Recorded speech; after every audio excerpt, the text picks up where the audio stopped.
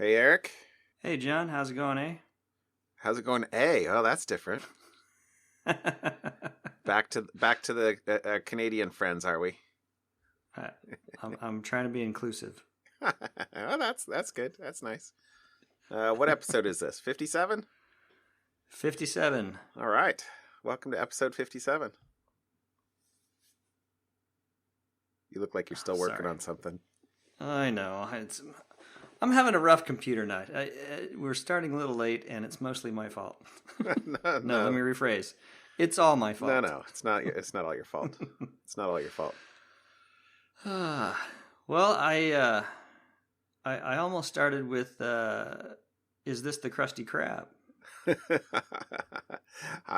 I'm not hip to memes. Well, apparently, I am. Yes, I'm sure you are.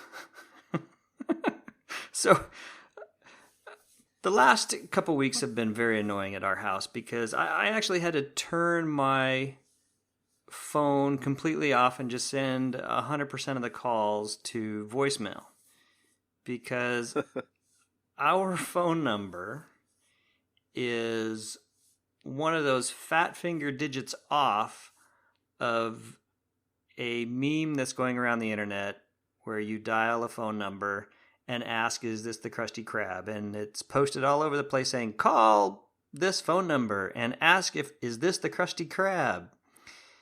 And the phone number is actually to the Miami Police Department.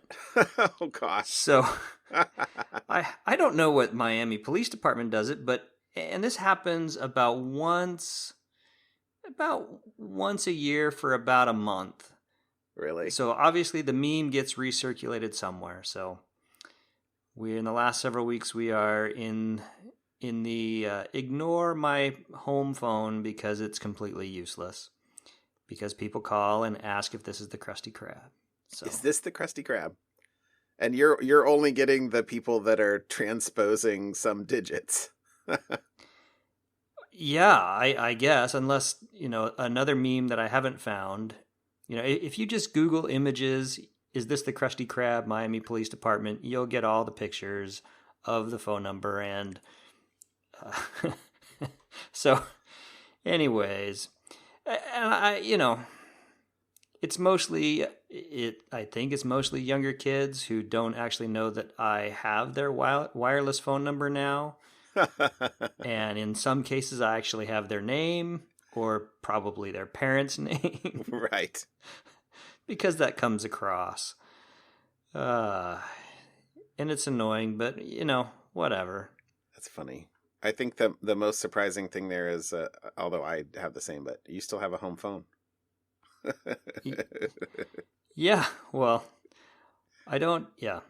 We kept the home phone. It's actually an IP-based phone, so it's not, I don't actually pay the phone company for a line coming in. All I have is internet coming into the house. So it's just an extra phone number that we tell the doctor to call or put on if we have to put our phone number someplace. So it's mostly a spam phone number anyways. Yeah, to be honest, we have the same, and we use a product called Uma. You have the same thing. Yep. That is the little IP telephony, and it was kind of a pain to transfer the number there initially, but we were able to transfer our old home number there.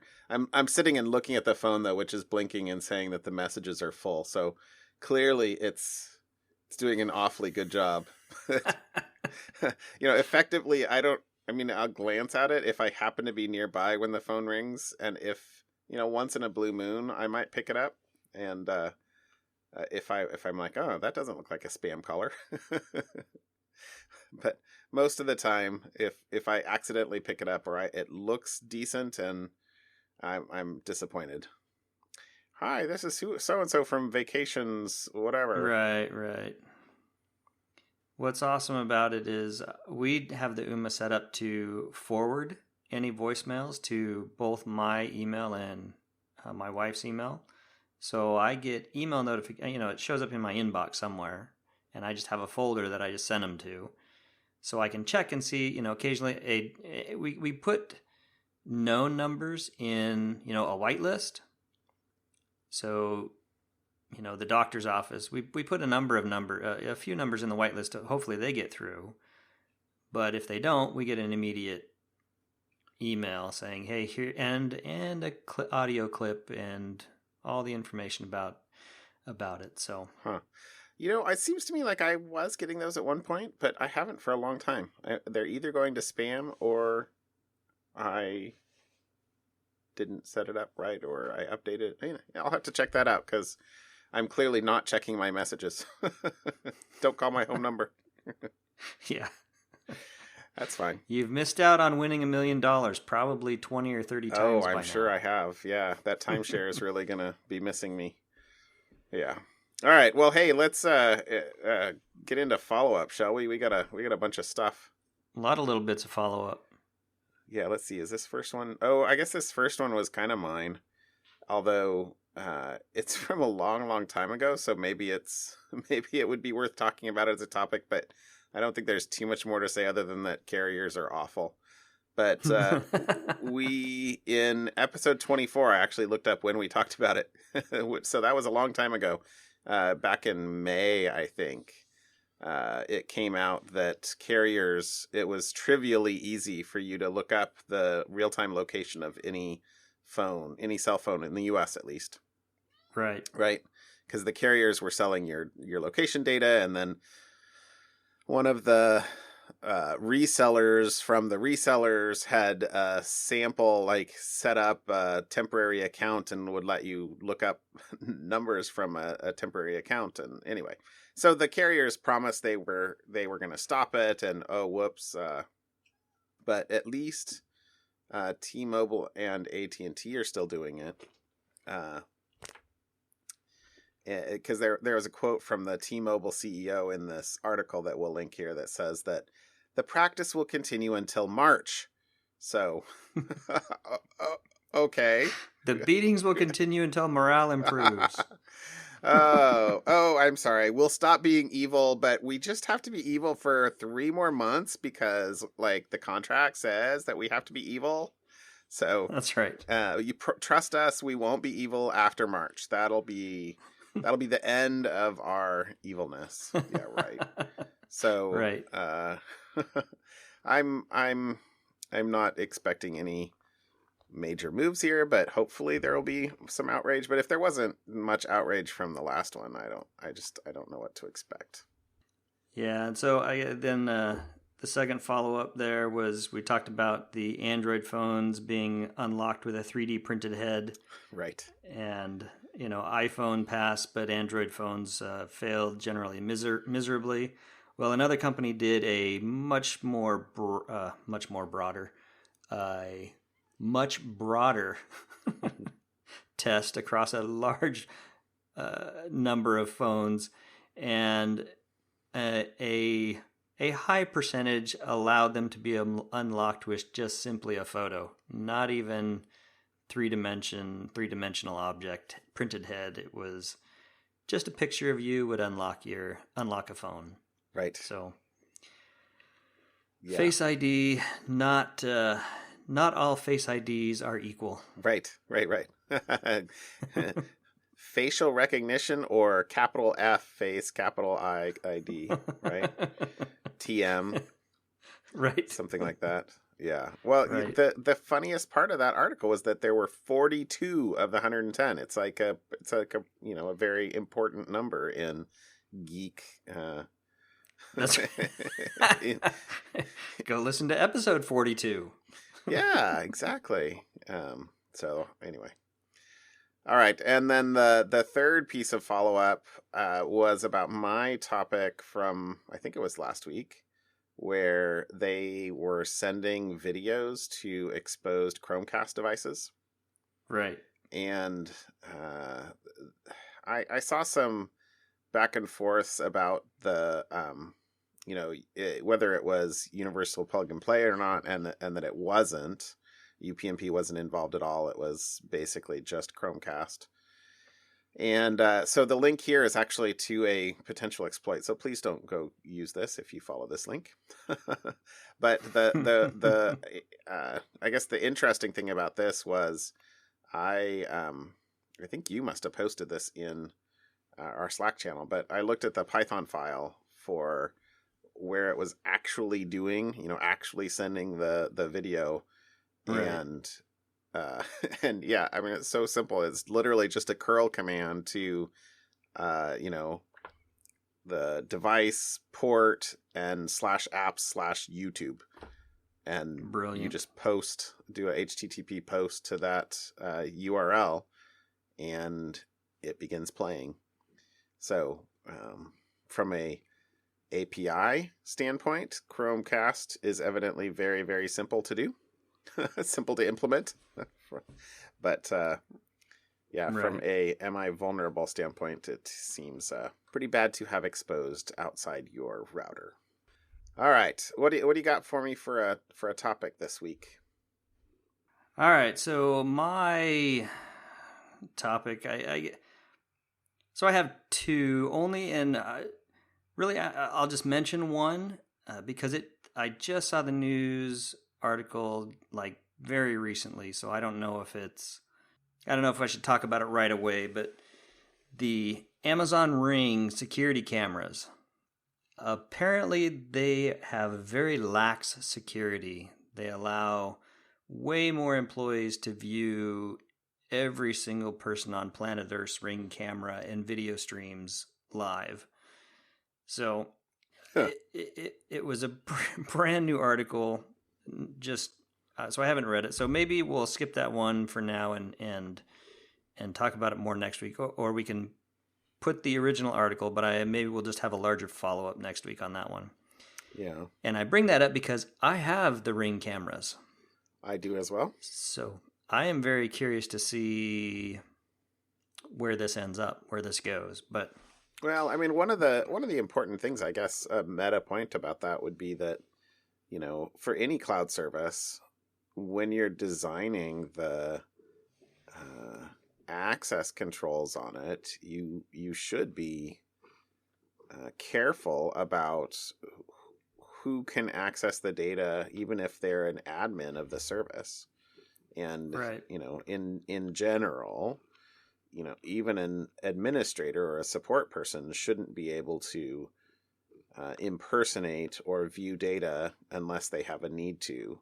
So a support person might be able to, with permission or while they're on the phone, and being tracked or logged, audited, be able to log into an account for the purposes of assisting and probably with the permission of the user.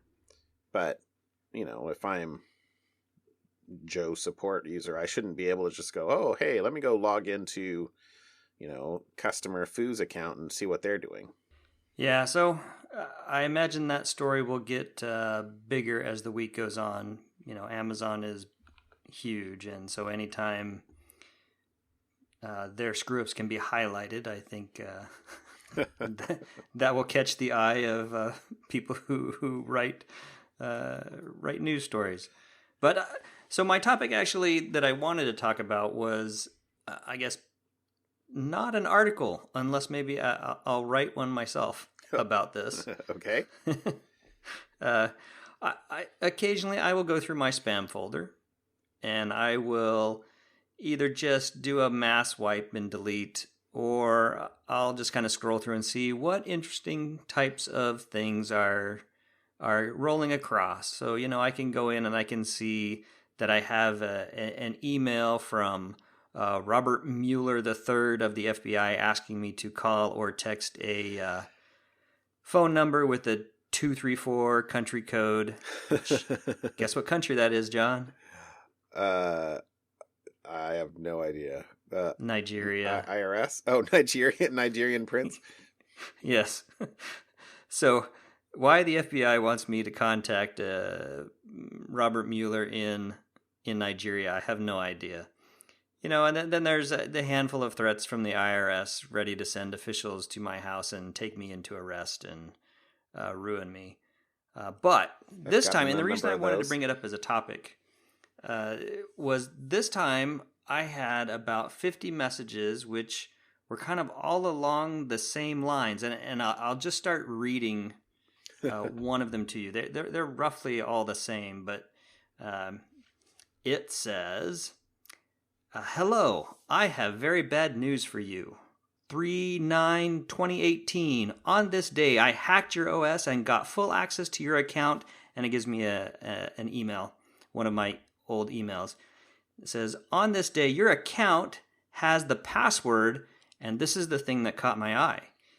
It is actually a password that I had used years ago for this account. It's not one of my main accounts, but it was a password I had actually used. Maybe something happened, and for that split second, I was like, "Oh crap!" Did I actually have an account that got hacked? Anyways, I'll write up something just because the rest of it is really kind of funny. But the gist of the rest of it is, I hacked your machine. Here's how I did it. I took your address book and viewing site, and I discovered that you watch adult sites. And I took pictures of what you're looking at, and I'm going to send it to all your contacts unless you send me some Bitcoin.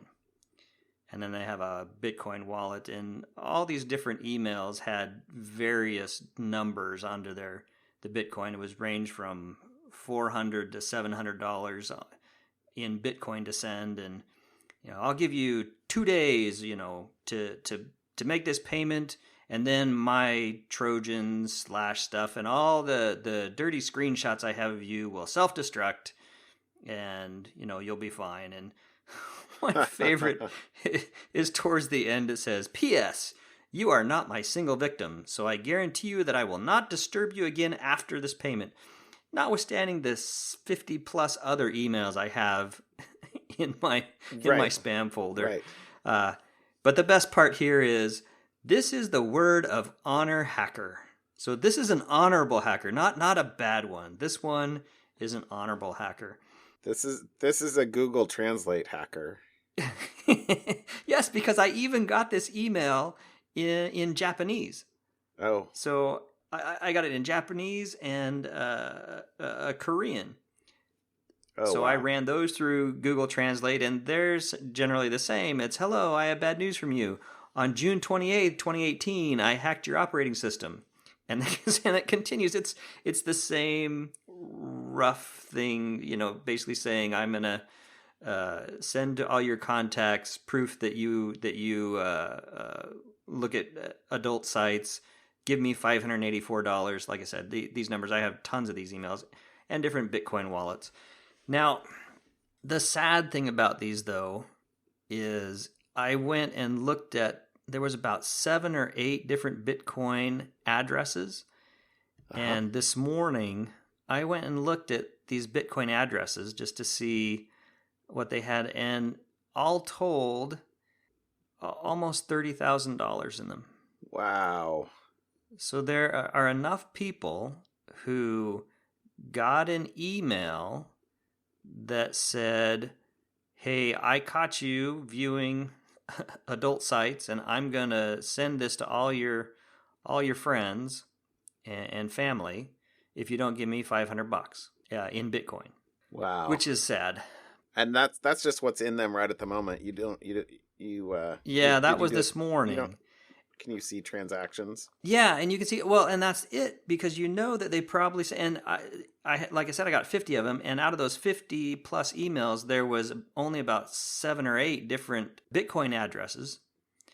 So if you go look at those Bitcoin addresses and start tracking backwards and forwards, you can see who's been putting money into those, and then you can follow the money where it goes, and it goes to a new account, which then joins other accounts, and you start getting larger and larger numbers as they, someone who maybe the scammers put, a couple hundred Bitcoin addresses, and they're combining them and running them through Bitcoin tumblers or whatever to try to hide the Bitcoin.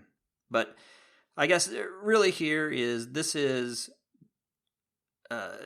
it caught my eye because they actually had my password. Right. And so what I did after I had that brief second of, oh crap, and then I'm remembering, well, I don't use that password. I haven't used that password for years. What are they looking at? I went to the Have I Been Pwned website. So Troy Hunt's haveibeenpwned.com website, threw the email address in of the site they claim they have hacked, and noticed that it's actually from the URL shortening service Bitly, which was breached in March 2014. And in that breach were both email and passwords. So there you go. That's where the scammers are getting their information.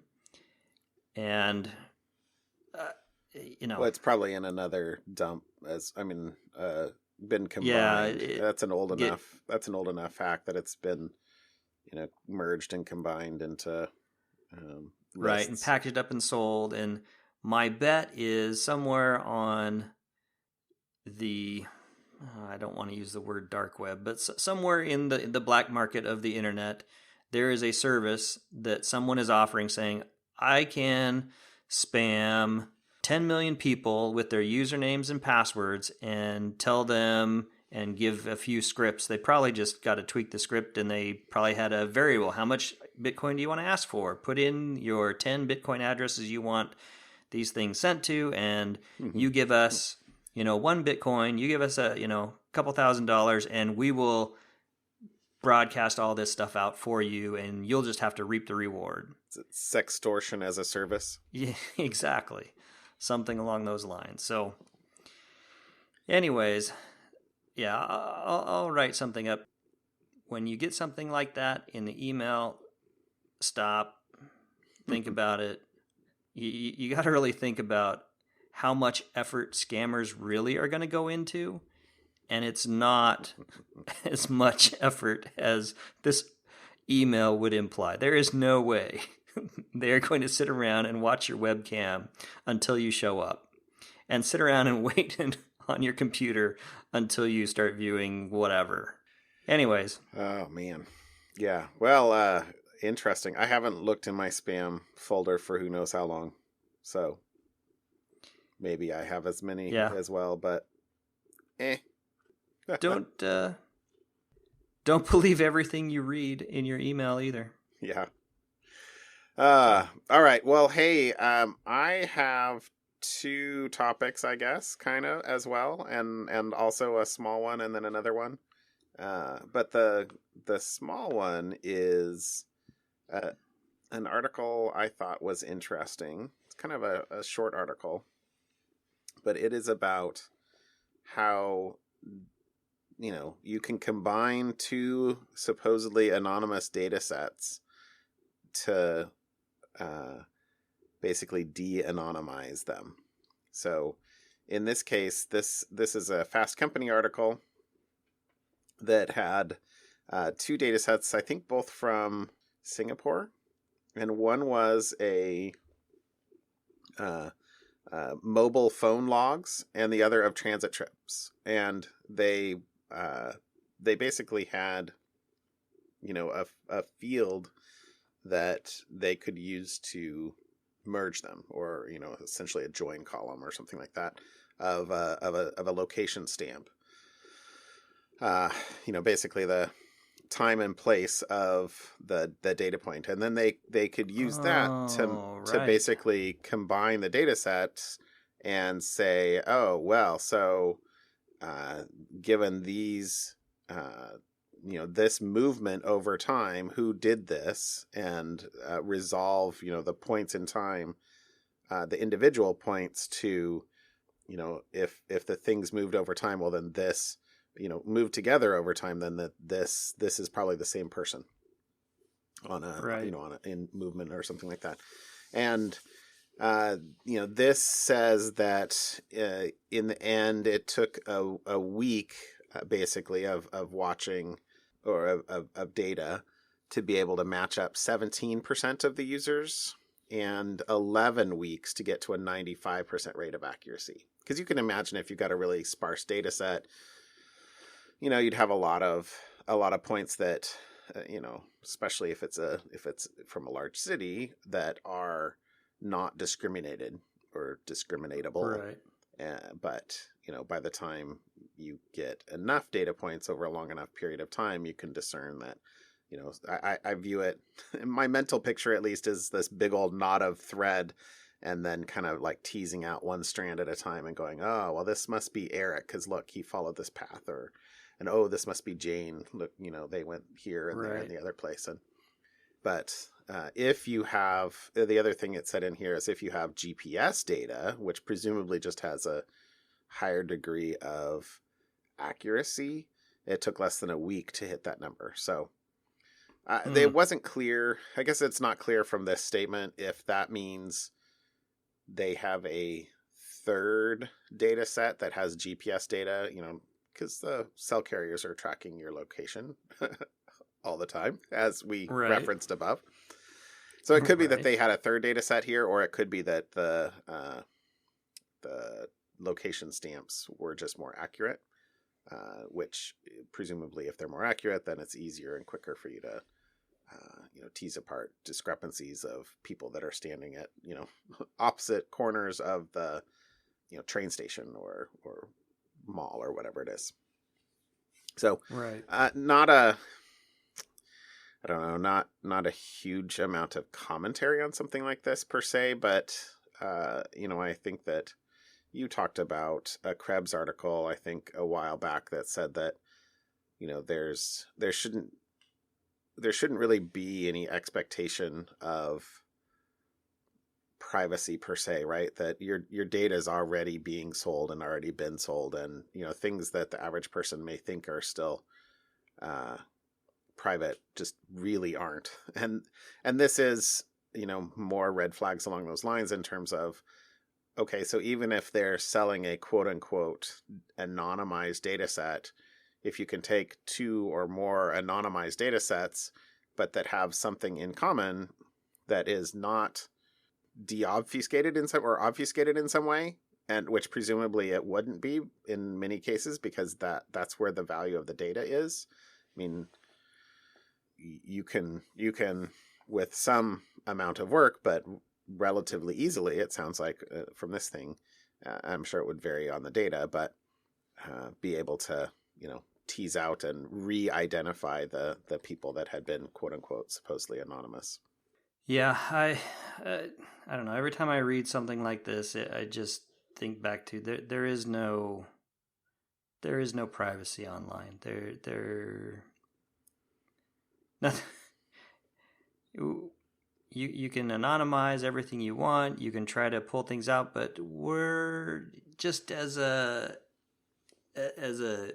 species, we're all about identity. Right. So no matter how you try to anonymize or de-identify things, its identity is going to leak somehow. Yeah. So this was an, a short but interesting article, and I can totally see how this would work. But okay. Makes sense. The other topic, and I feel a little bad about having this topic because I don't know anything about this, but I thought it was interesting. So, if it helps, I don't know anything about it either. Okay, that's cool. We ignorance is bliss, but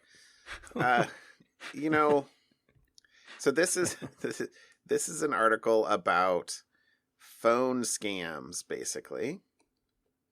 And that phone fraudsters are stealing billions a year in a scheme known as IRSF. So this is a ZDNet article, and it's actually relatively long and has a lot of good, interesting data in here. But it's not it's not an aspect of the threat landscape that I have paid much attention to. Right. I guess. I mean, I guess I knew that you could get scammed into calling numbers that, they would charge you, like $9.99 for texting here or there. And I know that like charities are using something similar. I don't know if these are the same things, but where you can, text a particular number to donate $10 to the Red Cross. And I guess there are other sort of more lowbrow, would charge you a lot of money per minute lines. But this is this isn't obviously a legitimate use of those. This is a fraud scheme called International Revenue Share Fraud, IRSF. And I guess basically it's ways to siphon off or redirect your a phone call through ways where they can siphon off money. There's basically two fraud schemes that are outlined in this article, but the first is a way to use those international premium numbers, right, which cost serious money to call, and evidently they used to just try to get people to call them. So install malware on PCs and mobile phones, which just make phone calls without the caller's knowledge. Maybe hijacking SIM cards and making calls, or taking over PBX networks, or just making a short call from a premium number and trying to get users to call back, and then they'd get charged. But the new thing here is, in order to evade fraud prevention, essentially, this is a quote now: fraudsters aren't calling premium numbers directly anymore, but are initiating calls to legitimate phone numbers that a malicious transit operator silently redirects to a premium phone number behind the scenes. So I'm having a hard time. So what's a malicious transit? Yeah. What's exactly right? Who's the middleman there? I don't know. That feels like what do the mobsters use? Shell dry cleaning services or pizza parlors as their money laundering fronts. They've got legitimate business that actually does the money laundering behind the scenes. So there's a legitimate transit operator that is silently doing stuff behind the scenes. That's what this not even implies. This is what it actually says. Yeah. Oh. And there's a whole nice little diagram there. And getting into sort of the next part of this, there's these services called. So the thing is if that was getting redirected to a known fraudulent number, it would basically be prevented. So in order to get around that, they have to try and basically find good fake numbers to use. So two things. One, to your question of, hey, who's doing this? Well, if you look at the countries in the screenshot down below, Belarus, Georgia, Lithuania, Poland, Cuba. That's all they have up there. So, but basically what this is doing, they're calling them pseudo international premium rate numbers, and these are basically quote unquote high IPRNs, but to be tested on. The intent being that you find one that is not being prevented by fraud, and then but they don't actually send fraudulent traffic to that pseudo number. They then allocate a real one in the same block and then send the fraudulent traffic there. Got it. So, and then this research here was what they did. This is a quote here, is basically what we did was test those test portals for about 3 years. And they basically collected logs. Let's see. It says, in total, we have collected more than 1.3 million test phone numbers and 150,000 test call logs. And with the intent of then seeing how the pseudo fraudulent numbers are being created, and then being able to look at real phone traffic to identify actual fraud. So then they basically develop an algorithm or a machine learning model, to try and look through real traffic and identify fraudulent IRSF calls. This is, so they build a model, and then it says the two researchers tested their algorithm on real-world call records known to contain fraudulent IRSF calls, which they obtained from a European telecom operator. And they basically went from a naive approach of 81% to the machine learning random forest, they say, classification, true positive rate of 96%, false positive rate of 0.4% for identifying fraudulent records. Anyway, I like it when I learn stuff from an article, and I learned, I think a lot of this was, just not in my normal wheelhouse, I guess. Yeah, there is just so much technology and infrastructure that the world runs on that I know nothing about. Oh, what a house of cards! Just like this, it is ripe for people who are in that industry, or people who work there for a while as a tech or whatever, to find out where all the bugs are and exploit them. And they're not the fancy pants. They're not the cool things that attracted the Silicon Valley types. But what? How much money was it? I saw that that's number the thing. somewhere. $4 to $6 billion per year is the estimate. That's not chump change. No. Probably pays better than sending spam emails to people that say that never see it unless they look in their spam folder. Yeah.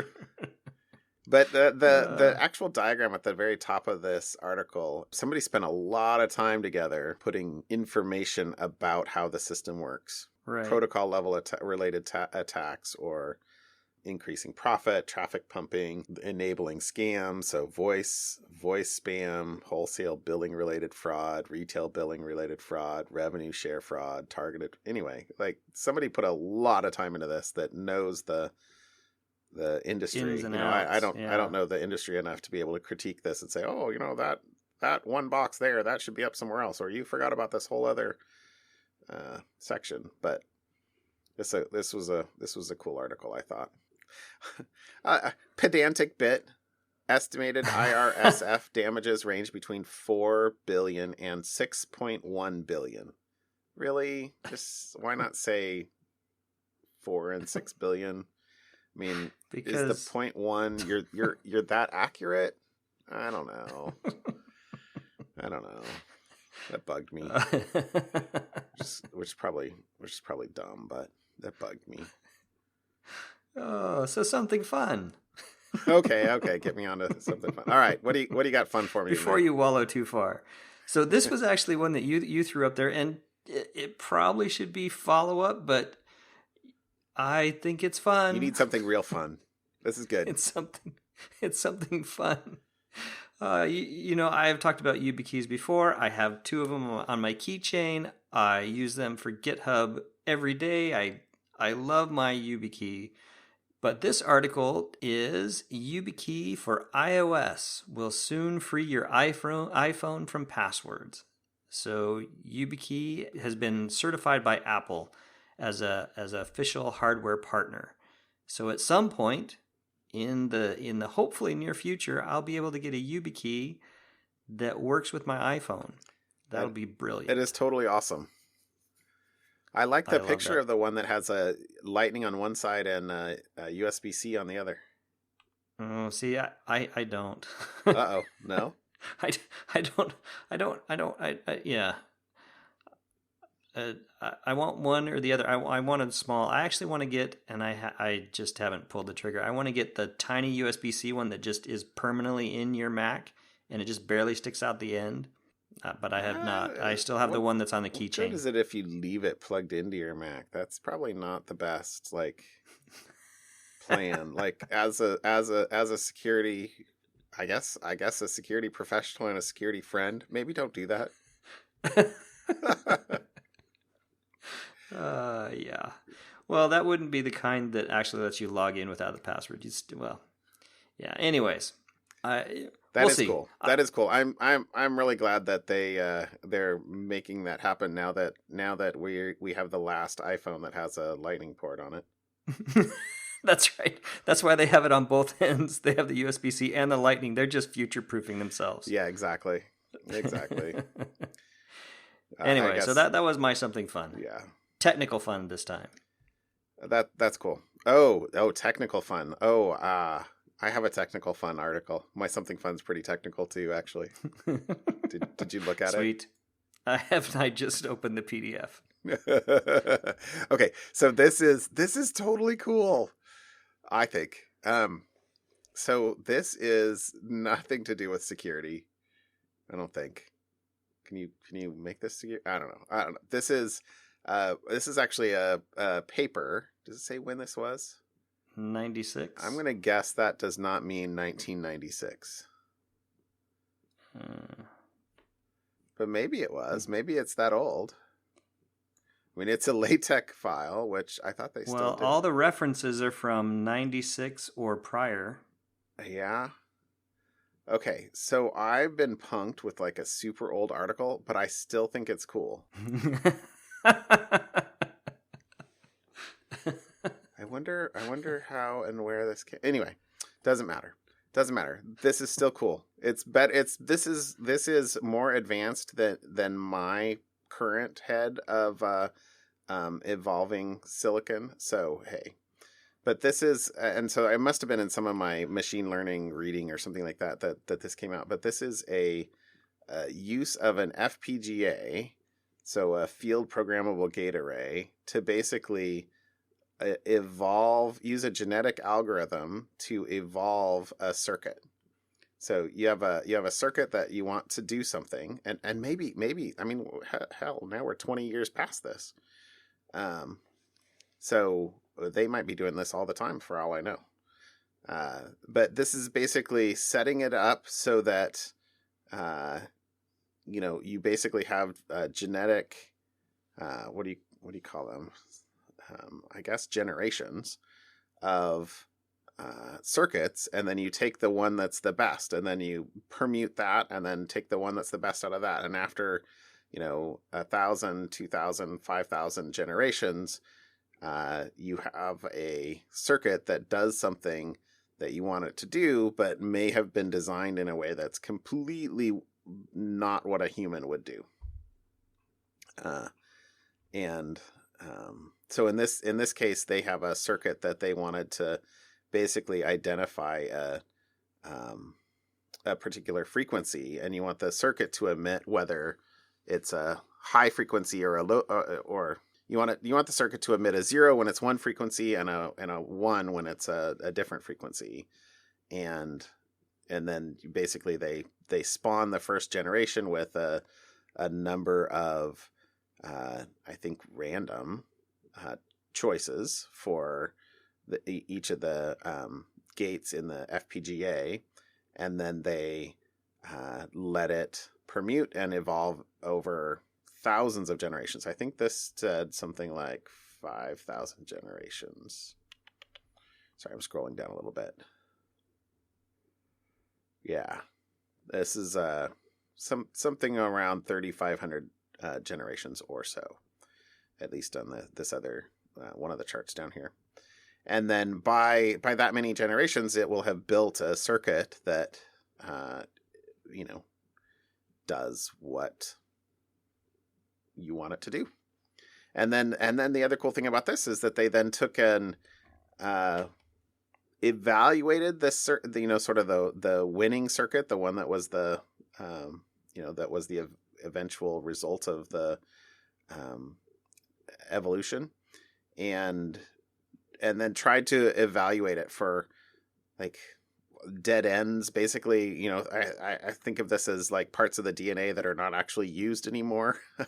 Right. Where what parts of the circuit could have no bearing on the final outcome, and so then they could basically wipe that out and evaluate the ones that did. And then they tried to play around with trying to find out what parts of the circuit that was created had better impact or larger impact.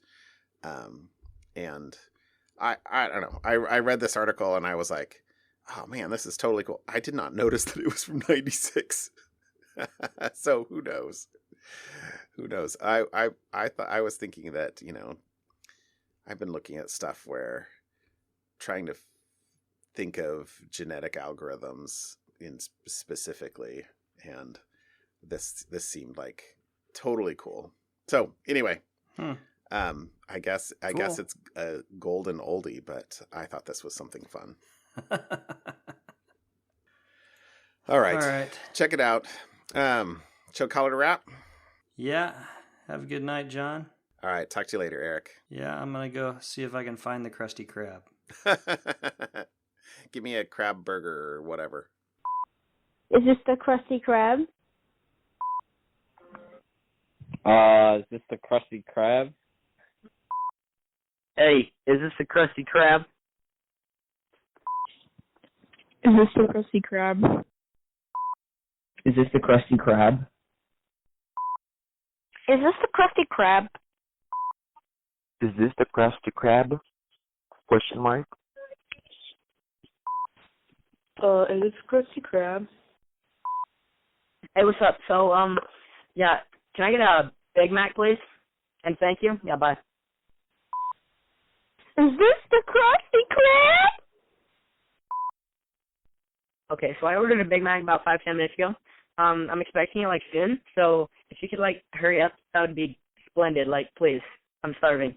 I'm literally sitting in my basement like I have been for the past 3 years. Please. I'm starving. This is the Krusty Krab.